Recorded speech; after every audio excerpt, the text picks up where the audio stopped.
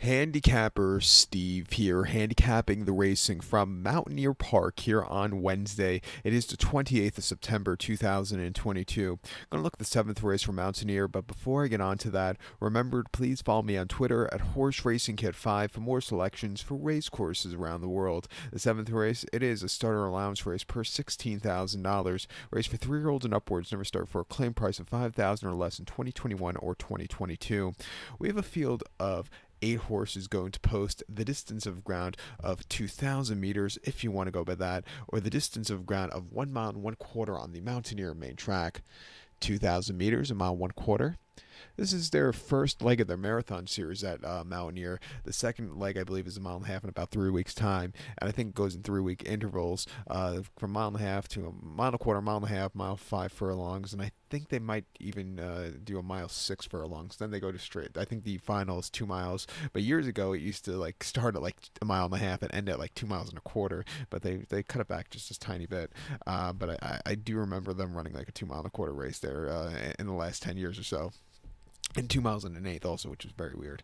But my top selection, I'm going to go with the 8-horse Count Frost. Let's go 8-1-2-7 in the superfecta. 8-1-2-7 super. Top selection, 8-horse Count Frost. This 4-year-old gun by Frost Giant. Eduardo Camari trains one. Luis Batista gets the mount. They tried the horse against very tough competition at Kentucky Downs on the 5th of September. Mile 5/16 on the unique turf course, and the horse finished 8th by 36 lengths. From wide post, he was with them early on, but then just slowly crumbled out of it. Got beat by better horses. It just wasn't the day to win. Back to dirt, back to Mountaineer, where this horse has run decently in the past. I think he's in a better spot to win. 2 back of Belterra on the 3rd of August, mile and a quarter off turf in a start allowance race. The horse finished 3rd by 4.5 lengths that day, and he just kind of stalked. He needed that extra turn of foot. But I didn't think it was a half bad race. And then a start allowance race at Belterra, mile 70 on the 5th of July. He finished 5th by 10 lengths. He just stalked, but never really showed up. Track was playing very, weird that day, so, he just really couldn't close off the pace. But before that, 26th of June here at Mountaineer, mile and a quarter and a start allowance race 5,000. He won by a length. He sat back early in a very small group of horses.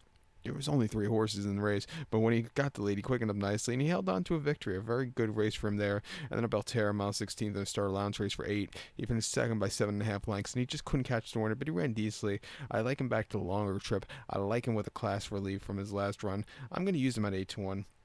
I think you have to use the 1 horse across the aisle also. 2 back, he won over the mile and a quarter here against 4 horses very, very easily by 9.5 lengths. He ran the marathon series last year in the finale on December 1st, going 2 miles, where he finished 4th by 24 lengths, where he just couldn't catch the winner.